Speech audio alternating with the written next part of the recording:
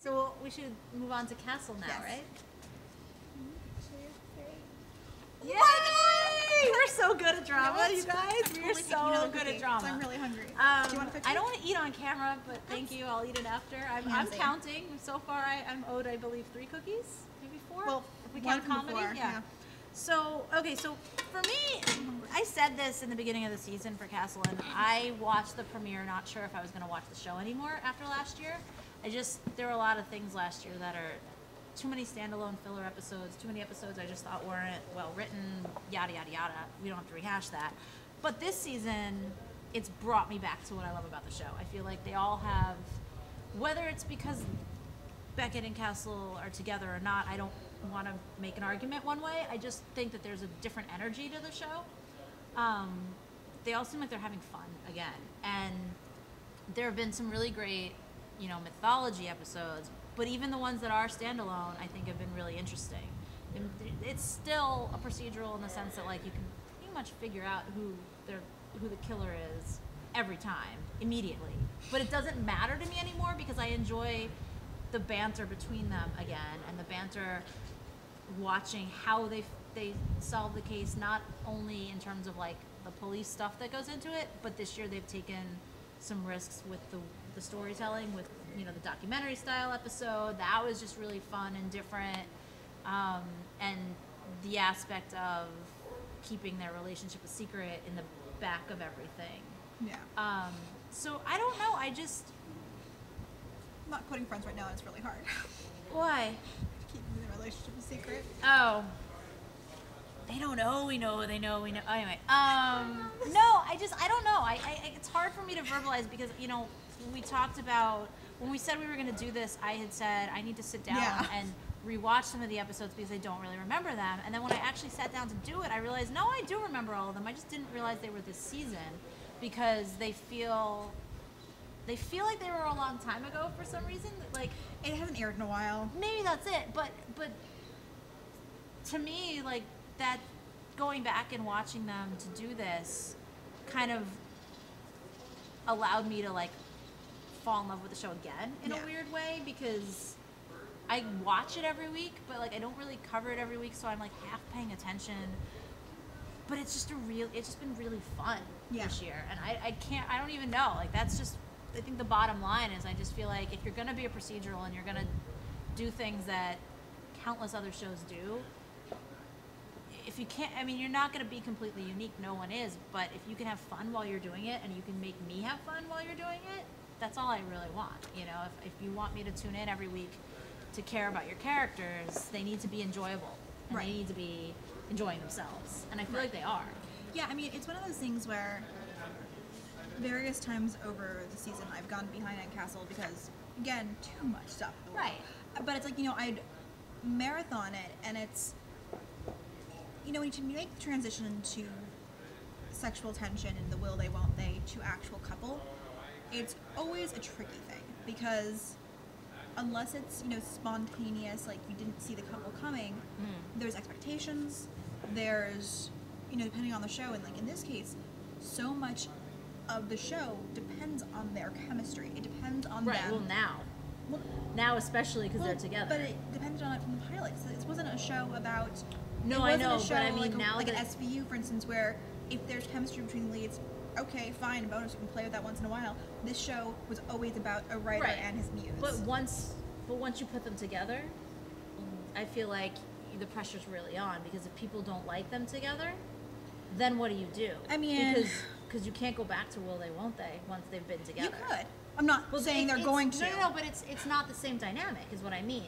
Well, but because you've already seen them together once and not liked it, and so now if they go back to will they, won't they, you've got a bunch of audience members that don't want to see that again, and it takes the fun out of watching. It depends. It would have been hard to do, but I'm not saying they're doing that. I'm just saying I feel like the fact and obviously the reaction has been good. Yeah, and the fact that they've been written well and they work as a couple. Right.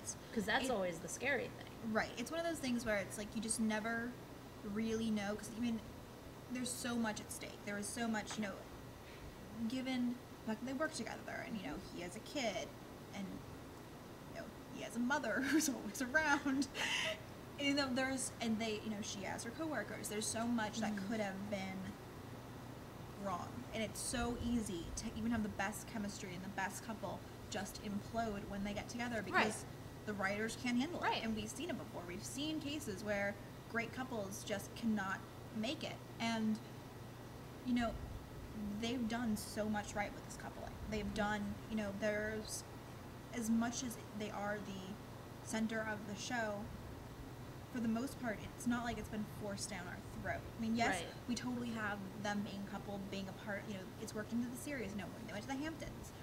Or even when he was but it worked for the story. Right, and that's the thing. They were naturally integrating it, so it doesn't feel like it's a... It's not just them going to the Hamptons. Yeah, it's not all of a sudden a romantic drama or whatever. They're very authentically working it in, and it's really enjoyable. And I'm, you know, I think my only issue with the show is, not my only issue, but the one that kind of keeps coming up to me is that we are so far into the series, we know next to nothing about so many of these honestly, that's characters. why I gave it the B+. So I gave it because, I mean, I know that we've had blips here and there. You know, we know Ryan's married, so something's going on. You know, like we know Esposito's a Marine, and he and Lainey still are whatever. We don't actually really know because we don't know anything about her. But yeah, I agree with that. And like even honestly, even the captain, like she's become interesting to me this season. Right. Last year she was just kind of that authoritative figure. But this year we've seen her be on their side a little more, let her hair down, so to speak, and like that to me, all the seeds are there, but all the seeds have been there for a while, and I want to see something happen. Right, and that's kind of why I was debating if I should give it a little bit higher because I think they have done the Castle by so well. But I'm just like, we're this many years into the series, and that should be one part of it. There should be... And quite frankly, as great as Castle and Beckett are, they shouldn't be the entire focus always. Obviously, they should not always. But I know. Well, yeah, because that's the thing. If it's an ensemble show, you know, there are supposed to be episodes where someone else takes center, and they've done that once in a while. Right. It's just because we're this far into the series. Yeah. And they haven't done it this season. Right. At this point, I would kind of have hoped to have learned more about these guys. Yeah. Who, I mean, because quite frankly, as the series goes on, no matter how great the leads are, you see it constantly. I mean, we mentioned Supernatural, where it's only the two. Yeah. But every other show, the supporting characters normally take a bigger role, partially to help the poor actors who are the leads, who are working, partially 18-hour to help days. the supporting actors who, why would they want to stay? And yeah, if they also to help the supporting actors who have, quite frankly, earned their. You know, we just finished talking about Fringe, where poor Jessica Nicole has nothing to do this season, and it's like it's really sad when you see talented actors, and I think the same applies for Castle, who are being given very little to do. So my biggest hope for Castle in 2013, I think, is that they can kind of find a way to give a better storyline to these supporting characters, even if it's just one or two this season. Just give one or two insights. Well, that's the thing. I mean, you know, as much as I loved the Final Frontier episode where we, you know, it's making fun of. Well, it's not really making fun. It's to Nathan Fillion's past, but also just to that world in general. Right. And in a lot of ways, the fans of Castle. Yes. It's fun and it's meta and it's great, but I would have rather them spent that time getting to know someone we don't really know. You know, that can set up something for the future rather than be a standalone episode.